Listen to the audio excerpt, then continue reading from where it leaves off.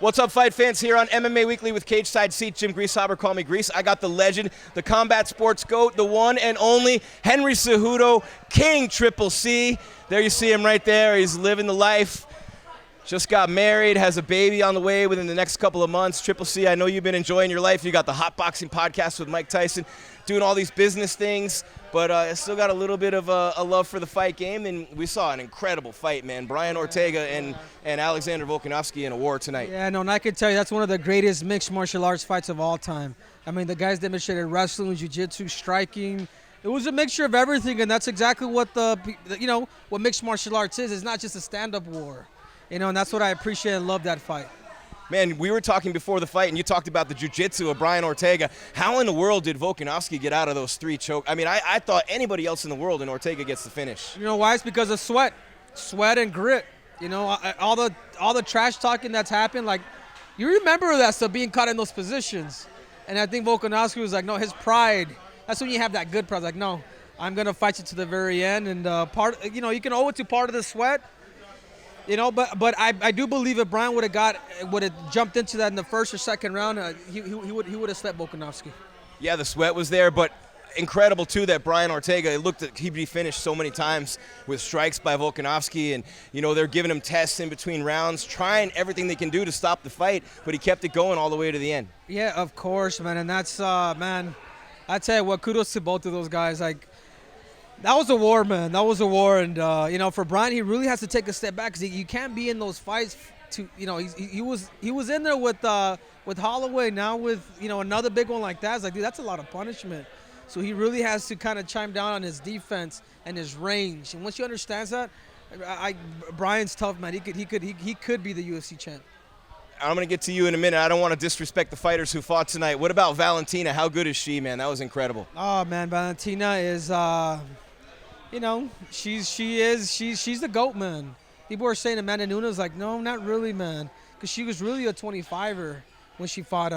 I think now I would love to see it, man. I think within the next 2 to 3 fights, I think they should do a super fight, and I do believe that Valentina could actually beat her. I really do mean that. Me too. And what about Nick Diaz coming back? I mean, there was a lot of action in that fight. They both looked a little slow to me, him and Robbie Lawler. Yeah, Nick Diaz, man, I love Nick, man. I love Nick. You guys have no idea how hard it is to come after 7 years. Dude. You had his back after the marijuana suspension, right? I remember something about that in Vegas. Yeah, I did, man. I had his back, and the suspension was like, it was just injustice, the amount of years that they're going to give him to for weed that's now legal. Stupid. But anyways, he's a warrior, dude. That's all I have to say, man. You come back, 7 years, and then to be able to, he could have beat Robbie too. It's just, he's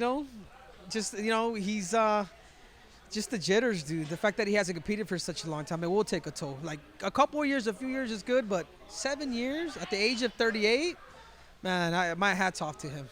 Last one on tonight's fight card, you being a wrestling gold medalist, I know you love what Curtis Blades did. What do you do? All those takedowns against Rosenstrike.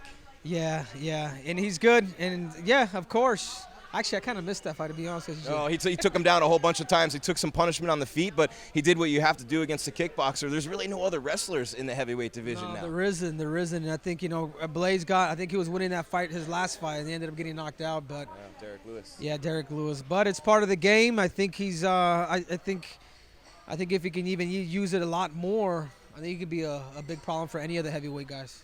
All right, I've done everything I can do on this card. I got to get to you now, man. I don't like disrespecting fighters who just fought, but I know you've had a back and forth with Alexander Volkanovski, but I know you have to be impressed with what he did tonight. Yeah, I'm impressed, but I still think he's extremely beatable. I think it's a perfect matchup for me. He's only 2 inches taller than me.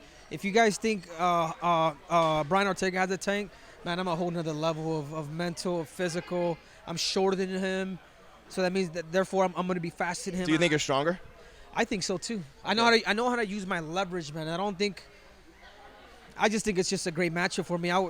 That front leg nobody's taking care of. He did a really good job with that overhand, but I would have the perfect strategy to beat Alexander the average. That's Henry Cejudo. He's 160 pounds right now too, Henry is. And twisted steel and sex appeal. All right, and a cut to 145, man. I mean, that's nothing right now. Oh, that's perfect. That would be perfect for me, But it's, I could become the first ever, 3-bout weight division holder in the UFC, man.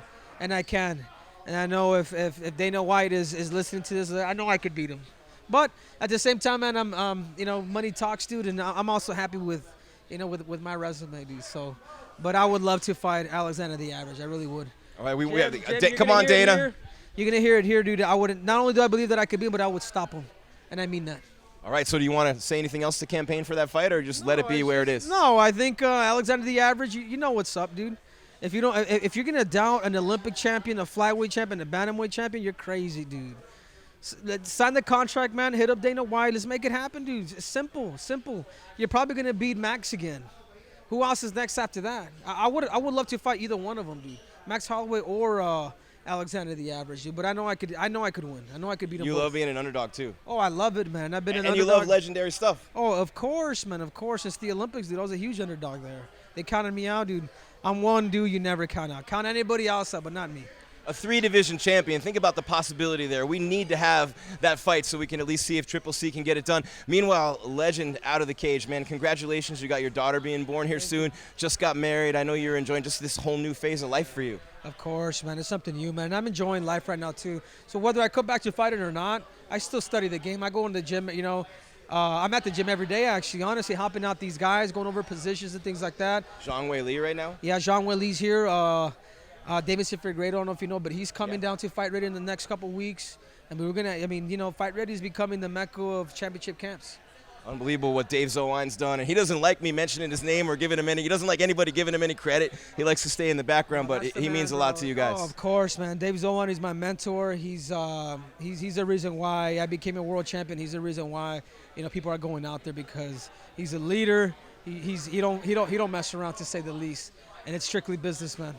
Hot Boxing with Mike Tyson, the new show with the Schmo. Congratulations on that. The marriage, the baby. Anything else you want to say to the millions of Triple C fans out there? Yeah, you guys can all do me a favor and bend the knee to King Triple C.